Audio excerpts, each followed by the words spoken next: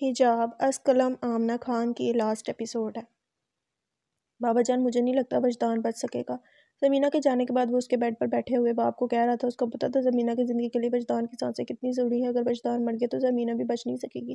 بس بچے دعا کرو خدا اس کو بچا لے۔ ابراہیم صاحب نے درد بڑی ایک آہ لی، نظروں کو اوپر کیا جیسے وہ اللہ سے کہہ رہی ہوں اس لڑکے کو بچا لیں جس میں ان کی بیٹی کی سانسیں بستی ہیں۔ بابا جان وہ بچ بھی گیا تو کیا ہو جائے گا؟ وہ لڑکا ساری زندگی اپنے پیروں پر چل نہیں سکے گا۔ میں نے اس کے ڈاکٹر سے پوچھا تھا، ان کو بالکل امید نہیں تھی اس کے بچنے کی بھی۔ شہاب نے باپ کے سامنے پڑے صوفے پر بیٹھتے ہوئے کہا، کیا وجدان ساری زندگی چل نہیں سکے گا؟ دادی اماں نے دل پہ ہاتھ رکھتے ہوئے ایک دم پوچھا، جیسے ان کے جسم میں کرنٹ لگا ہو۔ ان کو بالکل بھی ایسی انہونی کی امید نہ ہو۔ جی دادی اماں میں ٹھیک کہہ رہا ہوں۔ شہاب نے اب کی بار دادی اماں کو دیکھا جو پھٹی آنکھوں کے ساتھ اسے دیکھے جا رہی تھی۔ نہ موڑا، وہ بچ بھی جائے بے شک ہم اپنی بچی کی شادی کبھی بھی اس کے ساتھ نہیں کروائیں گے۔ دادی اماں نے ابراہیم صاحب کی طرف دیکھتے ہوئے اپنا فیصلہ سنایا۔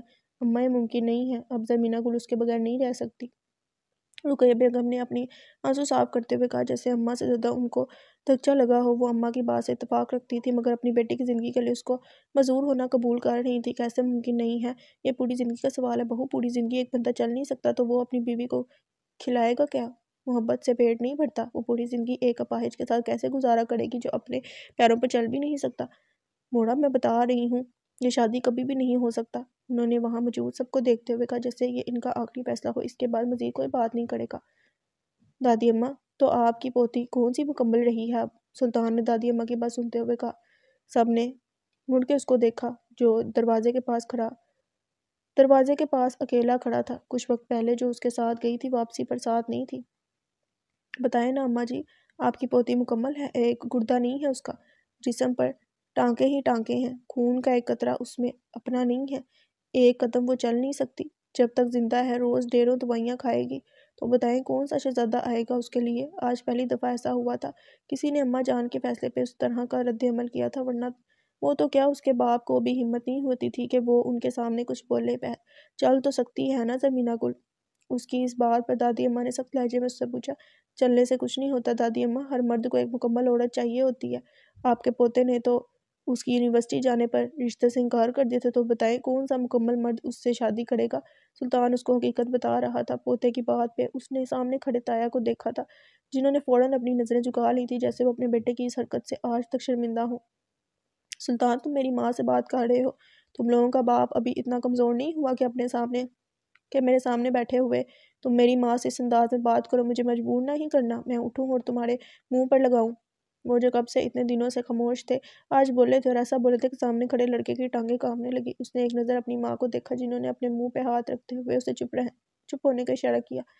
رہی بات زمینہ گل کی شادی کی تو جو میری ماں کا فیصلہ ہے وہی میرا فیصلہ ہے، جو اماں چاہیں گی وہی ہوگا۔ اس نے حیرت سے اپنے باپ کو دیکھا جو کچھ وقت پہلے موم تھا، تب وہ ایک باپ تھا، صرف ایک باپ۔ اب وہ ایک بیٹا بھی تھا جس سے اپنی ماں کے حکم کا پاس رکھنا تھا۔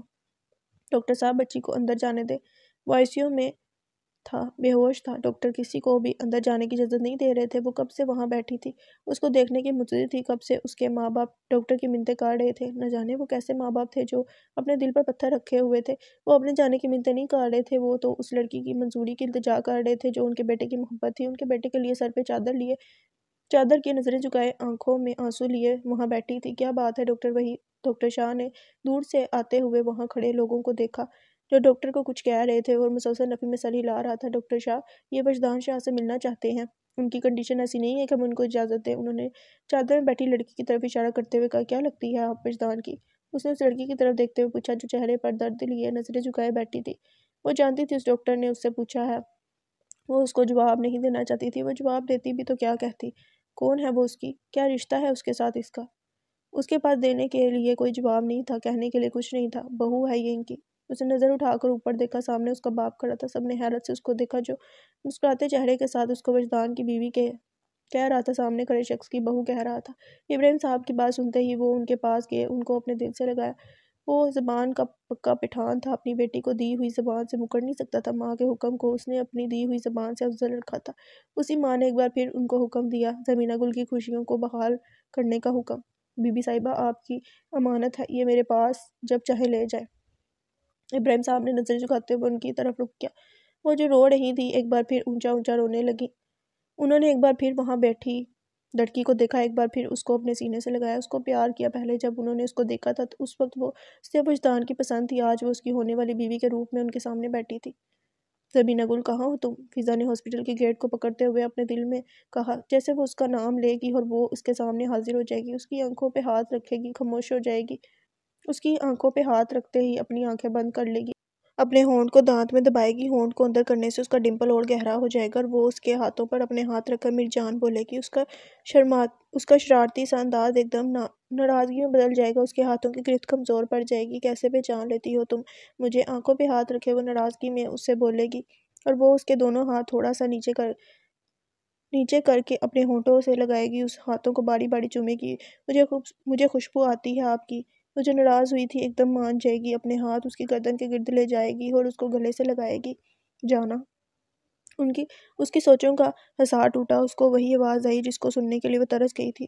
یہ تو وہی آواز ہے، اسی کی آواز۔ وہ فوراً پیچھے مڑی، ادھر ادھر دیکھا، وہاں تو کوئی نہیں تھا۔ وہ آواز کہاں سے آئی تھی؟ وہ پھر سے یہاں وہاں دیکھنے لگی جیسے وہ اس کو نظر آ جائے گی، پھر ایسا کچھ نہیں ہوا۔ وہ نزدیک تو کیا اس کو دور بھی نظر نہیں آئی۔ ایک بار پھر وہ آ کر گیٹ کے پاس کھڑی ہوگی، اپنی آنکھوں سے بہتے آنسو صاف کیے۔ وہ گیٹ کے بالکل ساتھ کھڑے ہونا چاہتی تھی، جیسے ہی ان کو اندر جانے کی اجازت ملے سب سے پہلے وہ اس کے پاس پہنچے، اس کو ایک نظر دیکھے، اس کے ساتھ لڑے، اپنے پیروں کی دونوں جوتوں اس کے سر میں لگائے اور وہ سر جھکائے اس کے سامنے کھڑی ہو۔ لو اور مارو۔ ٹھیک ہے، آپ جائیں اندر، ڈاکٹر شاہ نے ان کی طرف دیکھتے ہوئے کہا۔ وہ دونوں ہاتھوں کو اپنی گود میں رکھ کے بیٹھی تھی، جیسے وہ سوچ رہی ہے وہ کیسے دیکھے گی اس کو، کیا بات کرے گی اس سے، کیسے بتائے گی اس کو کہ مر جائے گی وہ تمہارے بغیر۔ کیا وہ ان کی خاطر اٹھ جائے گا؟ کیا وہ اس کی خاطر تھوڑا سا اور اس کے سنگ جیے گا؟ کیا وہ محبت کے اقرار پہ اس کو وہی پاکیزہ ہستی سمجھے گا؟ کیا وہ بھی اس کی زندگی میں ان لڑکیوں کی لسٹ میں آ جائے گی جن سے وہ اپنی جان چراتا تھا؟ کیا قبول کرے گا وہ اس کی پاکیزہ محبت؟ زمینہ، فاطمہ نے اس کو گہری سوچ میں ڈوبتا دیکھا، اس کو آرام سے ہلایا جیسے اس کو ایک بار پھر کہہ رہی ہو تم جا سکتی ہو اب اندر۔ اس نے فاطمہ کی طرف دیکھا، وہ سمجھ گئی تھی اس کو اٹھنا ہے، اب جانا ہے اندر۔ اس نے اپنا ایک ہاتھ کرسی پر رکھا، جیسے اس ہاتھ کے زور پہ اٹھنا چاہتی ہو۔ درد کی شدت اتنی تھی کہ وہ اٹھ نہیں پا رہی تھی۔ صبر زمینہ، میں آپ کو اندر لے جاتی ہوں۔ فاطمہ نے اس کو بازو سے پکڑ کر اوپر کیا، اس کو اپنے کندھے کا سہارا دیا۔ وہ اٹھ کر کھڑی ہوئی، اس دروازے کو دیکھنے لگی جہاں اس کا وجدان تھا۔ شور کو اگنور کر دیں۔ ڈاکٹر شاہ جلدی اندر آئیں، پیشنٹ کی حالت بہت خراب ہے۔ وہ جس دروازے کو دیکھ رہی تھی وہاں سے ایک نرس بھاگتی ہوئی باہر آئی، ڈاکٹر کو مریض کی اطلاع دی اور اسی رفتار سے بھاگتی ہوئی اندر گئی۔ وہ جو سہارا لے کر اٹھی تھی وہیں کی وہیں کھڑی رہ گئی۔ جنید، کیا سوچا ہے تم لوگوں نے پھر؟ اگر وجدان ساری زندگی ایسے ہی رہتا ہے تو یونیورسٹی والے ان کے لیے کیا سٹیپ لیں گے، کیا اقدامات کریں گے؟ کچھ بھی ہو، وہ آپ لوگوں کی فیکلٹی کا ممبر ہے اور جس طرح سے اس کے اسٹوڈنٹس نکلے ہیں اس کا یہی مطلب ہے کہ وہ بہت مشہور شخصیت ہے یونیورسٹی کی۔ میجر نے اپنے آفس میں بیٹھے ہوئے پرنسپل کو کہا، ایسا کیسے ہو سکتا ہے میجر، ہم اس کو اس کے مشکل وقت میں اکیلا چھوڑ دیں، جبکہ ہمیں پتہ ہے وہ اپنے ماں باپ کا واحد سہارا ہے۔ میں نے سوچ رکھا ہے اس کے لیے، مجھے پورا یقین ہے وہ ویل چیئر پر بھی ہوا وہ یونیورسٹی ضرور آئے گا۔ اگر وہ نہ بھی آئے، ہم گھر میں ہی اس کے لیے آن لائن کلاسز کا بندوبست کریں گے، اس کے اسٹوڈنٹ اس سے آن لائن کلاسز لیں گے، ہم ہر مہینے اس کو سیلری اس کے گھر پہنچا دیا کریں گے جب تک میں ہوں یونیورسٹی میں اس کے حق میں بہتر ہوتا رہے گا۔ انشاءاللہ سب ٹھیک ہو جائے گا، اللہ نے اس کے لیے ضرور کچھ نہ کچھ بہت بہتر سوچ رکھا ہوگا۔ ویسے بھی وہ اتنا قابل ہے کہ وہ اپنے لیے خود بھی کچھ نہ کچھ ضرور سوچے گا، ضرور کوئی نہ کوئی راستہ نکال لے گا۔ وہ ان لوگوں کے لیے خود کو مثال بنا لے گا جو اپنے پیروں پر نہیں چل سکتے، خود کو دوسروں کے رحم و کرم پر چھوڑ دیتے ہیں۔ مجھے یقین ہے وجدان خود کو اس حالت میں بھی اپنے ہیرو والی پوسٹ سے نیچے نہیں گرنے دے گا۔ انہوں نے ہاتھ میں چائے کا کپ پکڑے مسکراتے ہوئے ایک مان سے کہا، وہ مان جو ان کو وجدان پہ تھا، جو اس نے کبھی توڑا نہیں تھا۔ آپ اندر کیوں آ گئی ہیں؟ آپ پلیز باہر جائیں۔ وہ اپنے کمر پر ہاتھ رکھے ایک ایک قدم چل کے اندر آ رہی تھی، جیسے درد کی شدت سے اس سے چلا نہ جا رہا ہو۔ ڈاکٹر نے اس کو دروازے پہ دیکھتے ہی باہر نکلنے کا کہا۔ وہ کہاں باہر نکلنے کو آئی تھی، وہ تو آئی ہی اندر آنے کے لیے تھی۔ ڈاکٹر کی بات کو نظر انداز کرتے ہوئے وہ آگے جانے لگی۔ اس کی نظر بیڈ پر پڑے شخص پر پڑی جس کے سر پر سفید پٹی بندھی تھی، منہ پر جگہ جگہ زخموں کے نشان تھے، ناک پہ آکسیجن ماسک لگی تھی، مسلسل اوپر نیچے ہو رہا تھا جیسے بہت مشکل سے سانس لے رہا ہو، ایک ایک سانس پہ اس کو تکلیف ہو رہی ہے۔ وہ بغیر کسی کو دیکھے چیزوں کو پکڑے اس تک پہنچ رہی تھی۔ آج اس کی آنکھوں میں آنسو نہیں تھے، وہ خشک ہوتی آنکھوں سے اس تک جا رہی تھی۔ جیسے جیسے وہ اس کے قریب پہنچ رہی تھی اس کی حرکت میں اضافہ ہو رہا تھا، اس کے سانس لینے کی رفتار بڑھتی جا رہی تھی۔ وہ بند آنکھوں سے اس کو محسوس کر رہا تھا، وہ اس کے پاس تھی، بالکل پاس۔ ایسا کیسے ہو سکتا تھا وہ اس کے پاس ہے اور اس کو محبوبہ کی خوشبو نہ آئے؟ وہ آنکھیں بند کیے لیٹا تھا، وہ نہیں چاہتا تھا وہ اس کے پاس آئے، اس کو اس حالت میں دیکھے۔ وہ اس کے پاس آئی، اس کی سر والی طرف کھڑی ہوئی، اپنے دونوں ہاتھ اس کے بیڈ پر رکھے، اپنی آنکھیں بند کی، آرام آرام سے سانسیں لینے لگی۔ کیوں آئی ہیں آپ یہاں؟ وہ اپنی آنکھیں بند کیے وہاں کھڑی تھی۔ اس کو آواز سنائی دی۔ اس نے ایک دم اپنی آنکھیں کھولی۔ وہ اپنا منہ کا رخ دوسری طرف کر کے آنکھیں بند کیے لیٹا تھا، جیسے وہ اس کو دیکھنا نہ چاہتا ہو۔ آکسیجن ماسک کی وجہ سے وہ لفظوں کو ٹکڑے ٹکڑے کر کے بیان کر رہا تھا، جیسے اس کو بولنے میں تکلیف ہو رہی ہو۔ پاس کھڑے ڈاکٹر، نرس یہ سب دیکھ رہے تھے۔ ڈاکٹر کے اندر آتے ہی وہ ہوش میں آ گیا تھا۔ بس اس کو مسئلہ تھا تو سانس لینے میں، جس کی وجہ سے نرس اتنا ڈری ہوئی باہر آئی تھی۔ ڈاکٹر نے پاس کھڑے اسٹاف کو آنکھوں کے اشارے سے باہر جانے کا کہا اور خود بھی دروازہ کھولے باہر نکل گیا۔ اب وہاں ان دونوں کے علاوہ کوئی موجود نہیں تھا۔ وہ ایک سکتے کے عالم میں کھڑی اس کو دیکھتی رہی۔ وہ ایسا کیسے کر سکتا ہے؟ اتنا بے رحم کیسے ہو سکتا ہے؟ کتنی سوچوں کے بعد وہ وہاں اس کے پاس آئی تھی۔ وہ اس کو کیسے دھتکار سکتا ہے؟ کیسے اس کو رسوا کر سکتا ہے؟ وہ تو اس کو اپنی ہی نظروں میں گرا رہا تھا۔ جائیں آپ یہاں سے۔ ویسے ہی رخ دوسری طرف کیے وہ ایک بار پھر بولا، اس کا لحاظ رکھے بغیر بولا کہ وہ بیمار ہے، مشکل سے چل کے آئی ہے، بہت مشقتوں کے بعد اس تک پہنچی ہے۔ چلی جاؤں میں؟ نظریں جھکائے ایک ہاتھ سے منہ پر ہلکی سی چادر کی آنکھوں میں آنسو لیے وہ اس کی طرف دیکھتے ہوئے بولی۔ اس نے ایسے چادر کر رکھی تھی کہ اس کا منہ کسی کو نظر نہ آئے۔ ایک ہاتھ سے وہ مسلسل چادر کو آگے کرتی رہی تھی۔ ہاں چلی جائیں آپ یہاں سے، اس نے ایک بار پھر اسی بے رحمی سے کہا، اپنے ہاتھوں کی مٹھیوں میں بیڈ پر پڑی چادر کو مضبوطی سے پکڑنے لگا۔ آپ کو چھوڑ کے چلی جاؤں میں؟ بھاری ہوتی آواز کے ساتھ اس نے معصومیت سے پوچھا۔ مسلسل اس کو دیکھ رہی تھی جیسے اس نے آج سے پہلے کبھی اس کو نہ دیکھا ہو۔ ہاں۔ اب کی بار اس کے پاس کوئی جواب نہ تھا۔ رخ دوسری طرف کیے آنکھوں کی نمی کو ایک ہاتھ سے صاف کرتے ہوئے اس نے بس ایک لفظ میں جواب دیا، جیسے وہ کچھ اور بولے گا تو اپنا ضبط کھو دے گا، اس کے سامنے کمزور پڑ جائے گا، لیکن میں تو نہیں جاؤں گی آپ کو چھوڑ کے۔ آنکھوں سے آنسو صاف کرتے ہوئے اس نے معصومیت سے ڈھیٹ بنتے ہوئے کہا، آپ میری بات کیوں نہیں سمجھتی ہیں؟ غصے سے بولتے ہوئے وہ اس کی طرف مڑا، اس کو اپنے سامنے کھڑا دیکھا۔ اب اس کے دونوں ہاتھ نیچے تھے، چادر اس کے چہرے پہ ایسے تھی کہ ایک طرف بالکل چھپا تھا، اس کی آنکھوں میں آنسو تھے۔ اس کی محبوبہ اس کے سامنے کھڑی تھی، پھر بھی وہ اس کو دیکھنے کی ہمت نہیں کر پایا۔ اس کو ایک نظر دیکھتے ہی اس نے اپنا رخ پھر دوسری طرف موڑ دیا۔ آنسو اس کی آنکھوں سے نکلتے ہوئے تکیے پر گرنے لگے۔ وہ آنسو صاف نہیں کرنا چاہتا تھا، وہ اس کو محسوس نہیں کروانا چاہتا تھا۔ وہ رخ دوسری طرف کیے رو رہا ہے۔ ادھر دیکھیں میری طرف۔ اب کی بار وہ تھوڑا آگے ہوئی، ایک ہاتھ کو اس کے بیڈ پر رکھا اور آرام سے اس کے پاس اس کے بیڈ پر بیٹھی۔ اس وقت وہ بھول گئی تھی وہ خود بھی بیمار ہے، اس کو بھی درد ہے، اس کو بس اتنا یاد تھا وہ اپنے وجدان کے پاس ہے۔ دیکھے نا، اس نے روتے ہوئے اس کے کندھے پر ہاتھ رکھا، جیسے اس کو اپنی طرف موڑ رہی ہو، اپنی طرف دیکھنے کو کہہ رہی ہو۔ اس کے کندھے پہ ہاتھ رکھتے ہی اس نے اپنی آنکھیں بند کر لی۔ وہ رو رہی تھی، اس سے کچھ مانگ رہی تھی۔ کتنا بے بس تھا وہ، کچھ دینا تو دور اس کی طرف دیکھ بھی نہیں سکتا۔ ناراض ہے مجھ سے بہت؟ آنکھوں میں آنسو لیے وہ ایک بار پھر بولی، جیسے وہ چاہتی ہو سامنے لیٹا شخص اس سے بات کرے، اپنی چپ کو توڑے۔ جائیں نا یہاں سے آپ۔ وہ جو کچھ وقت پہلے خود کو بہت مضبوط بنا رہا تھا ایک دم سے ہار گیا۔ اس کی طرف اپنے چہرے کا رخ کرتے ہوئے سسکیاں لے لے کر رونے لگا۔ کیوں روتے ہیں آپ؟ وہ اس کے قریب ہوئی، اس کے چہرے پر ہاتھ رکھا، اس کے آنسو ایسے صاف کرنے لگی جیسے کوئی ماں اپنے بچے کو پیار کرتی ہو۔ آپ خود کو کیوں برباد کر رہی ہیں؟ اس نے آنکھیں بند کیے نرمی سے اس کو کہا۔ کس نے کہا میں خود کو برباد کر رہی ہوں؟ اس کے پاس اس کے اوپر جھکے وہ اس کے چہرے پر ہاتھ پھیرتے ہوئے اس سے پوچھنے لگی، مجھے نہیں لگتا میں ساری زندگی کبھی اپنے پیروں پر کھڑا ہو سکوں گا، میں کبھی چل سکوں گا۔ اس نے گہری سسکی لیتے ہوئے کہا، جیسے اس نے اپنے پاؤں ہی نہیں کھو دیے، اس لڑکی کو بھی کھو دیا ہے جس کو اس نے دن رات دعاؤں میں مانگا تھا۔ میں نے تو آپ سے محبت کی ہے، فقط آپ سے۔ اگر آپ ساری زندگی ہوش میں بھی نہ آتے، میں تب بھی آپ کا انتظار کرتی، آپ کے پاس ایسے ہی بیٹھی رہتی، آپ کی داڑھی کو دیکھتی۔ آپ کو پتہ ہے کتنی اچھی لگتی ہے مجھے آپ کی داڑھی، آپ کے چہرے کی مسکراہٹ۔ اس نے آرام سے اس کے منہ سے ماسک نیچے کیا، جیسے اب وہ نارمل سانس لے رہا ہو، صحیح سے بات کر رہا ہو۔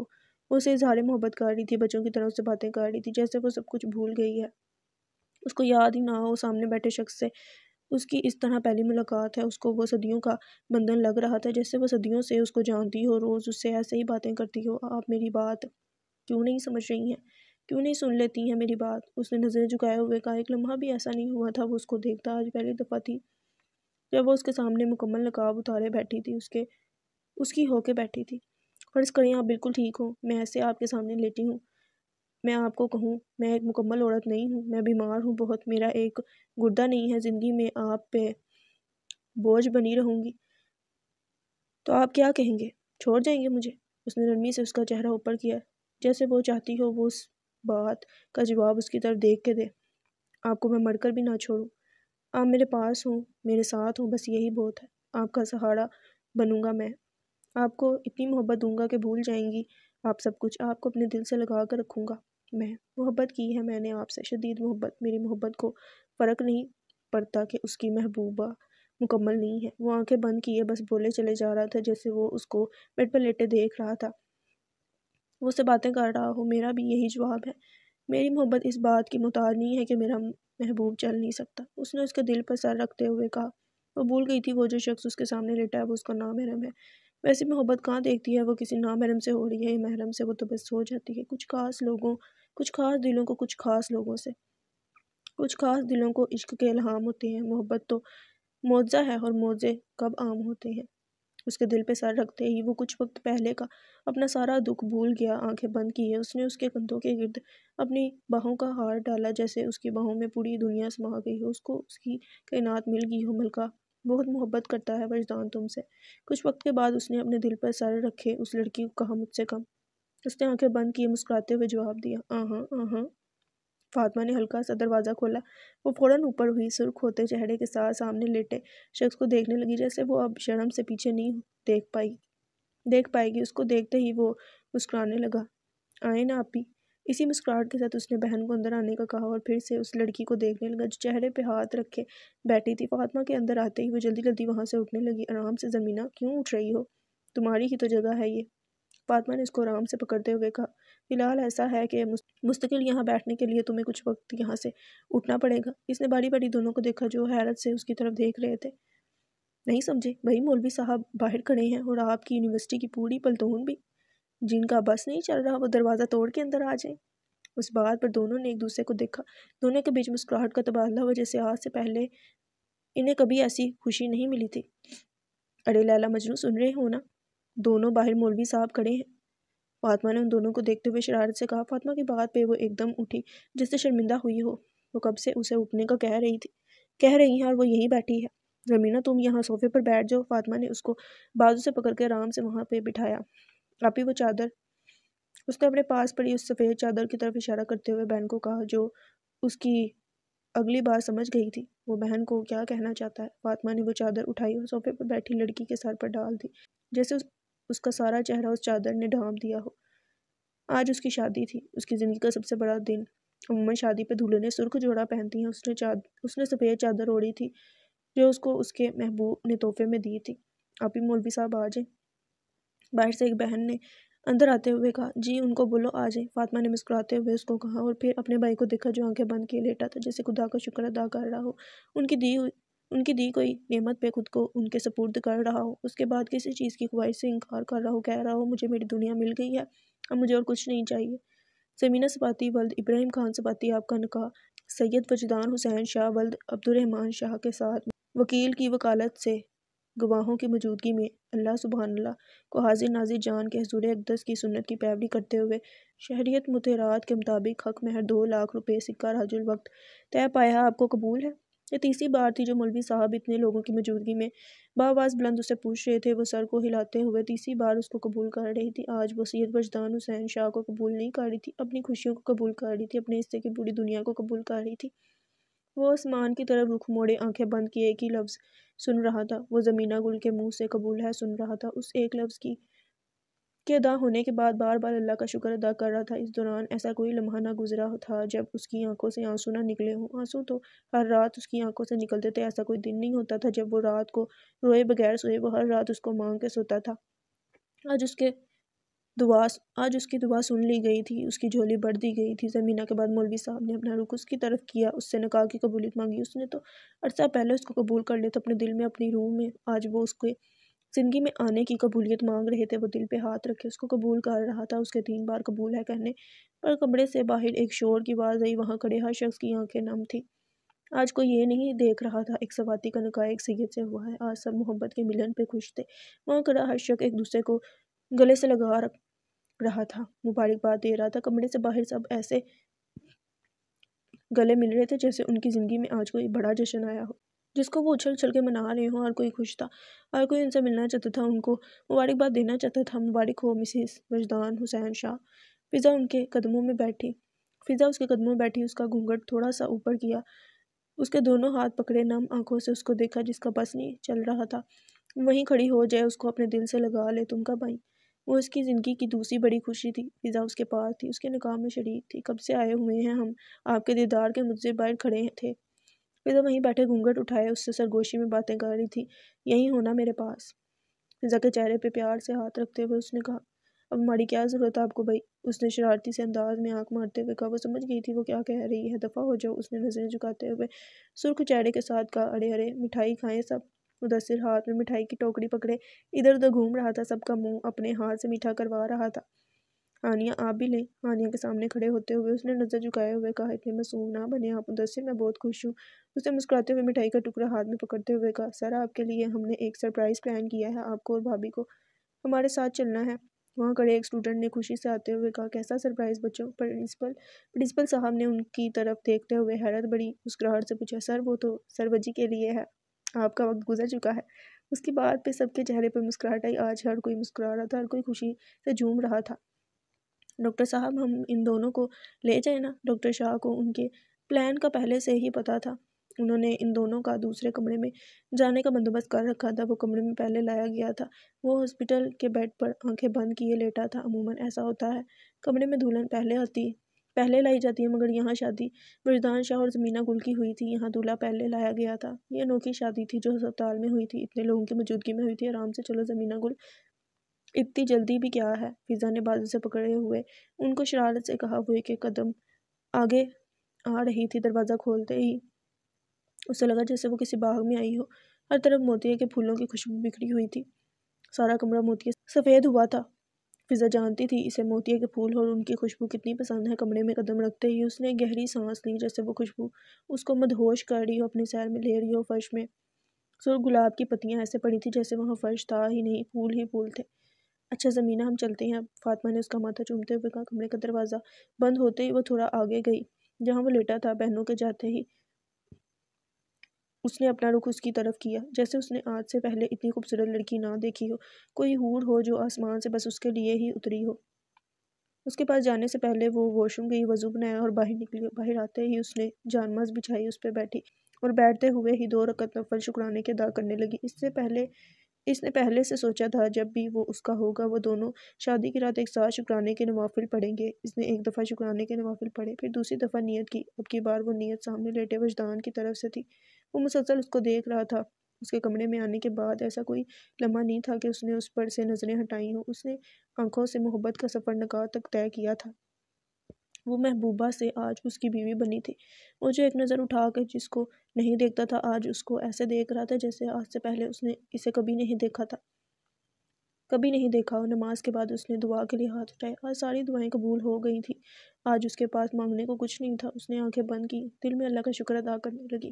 اللہ جی، آپ کا بہت بہت شکریہ، مجھے میری منزل دینے پہ شکریہ، مجھے میرا وجدان دینے پہ شکریہ۔ نماز سے وہ مسکراتے ہوئے اٹھی، کمر پر ہاتھ رکھے وہ اس بیڈ پر آئی جہاں وہ لیٹا تھا۔ آج پہلی دفعہ اس نے اس کے چہرے پر ایسی مسکراہٹ دیکھی تھی، ایسا سکون دیکھا تھا۔ وہ خوش تھا، آج بہت خوش۔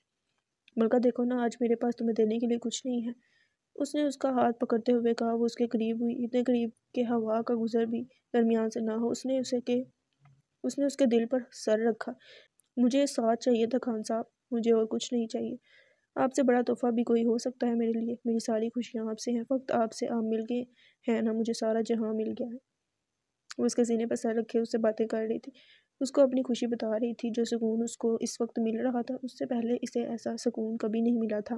ملکہ پتہ ہے کیا سوچا تھا میں نے؟ ہماری شادی ہوئی، میں تمہیں زیارت کروانے لے جاؤں گا۔ پتہ ہے کس کی زیارت؟ آقا کے گھر کی زیارت۔ میں وہاں اللہ کا شکر ادا کروں گا، اس نے مجھے پاکیزہ عورتوں میں سے ایک پاکیزہ عورت دی ہے۔